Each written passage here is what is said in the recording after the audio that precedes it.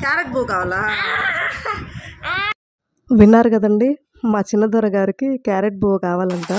ఇంకెందుకు ఆలస్యం అని చెప్పేసి వెంటనే కిచెన్లోకి అయితే వచ్చేసానండి. ముందుగా క్యారెట్లు అయితే తురిమేసుకున్నాను. పిల్లలు ఇంట్లో ఉన్నప్పుడు అంతే అండి. చిన్న పిల్లలు ఉన్నప్పుడు ఏంటంటే మనం చేసిన వంట వాళ్ళకి నచ్చదు. వాళ్ళేదో స్పెసిఫిక్‌గా అడుగుతారు. అప్పటికప్పుడు చేయాల్సొస్తుందనమాట.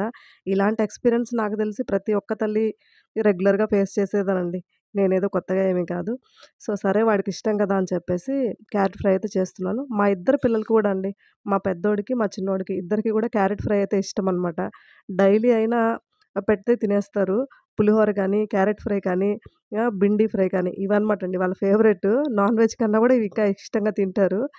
ఇంకా మాట్లాడుతూనే నా క్యారెట్ ఫ్రై కూడా రెడీ అయిపోయిందనమాటండి. ఇంకా అన్నంలో కలిపేస్తూ ఉన్నాను. మా బుడ్డోడికి ఇంకోటేంటో తెలుసా అండి? వాడికి అన్నంలో కర్రీలో కరివేపాకు కానీ, లేదంటే వెల్లుల్లి కానీ, ఇలాగ పప్పులేస్తాం కదా పోపులో, అవి కానీ ఏవి కూడా నోటి దగ్గరికి రాకూడదనమాట. అన్నీ ఏరి మరీ తీసిపెట్టి వాడికివ్వాలి. అదేదైనా మధ్యలో వచ్చిందంటే మాత్రం తినడం కూడా ఆపేస్తాడనమాట. అందుకని ఒక 10 నిమిషాలు కేటాయించి మొత్తం అన్నీ చిన్నగా తీసేసాను. మా వాడైతే మంచిగా టీవీ చూసుకుంటూ ఎంజాయ్ చేస్తున్నాడనమాట అండి.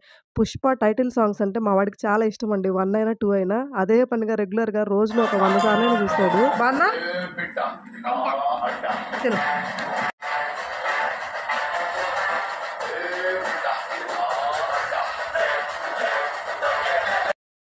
ఇంకా మావాడైతే అన్నం తింటూ మధ్యలో సాంగ్‌కి స్టెప్స్ వేస్తూ తింటూ ఉన్నాడు. మీకు మాత్రం వీడియో నచ్చితే like, share and subscribe. Bye.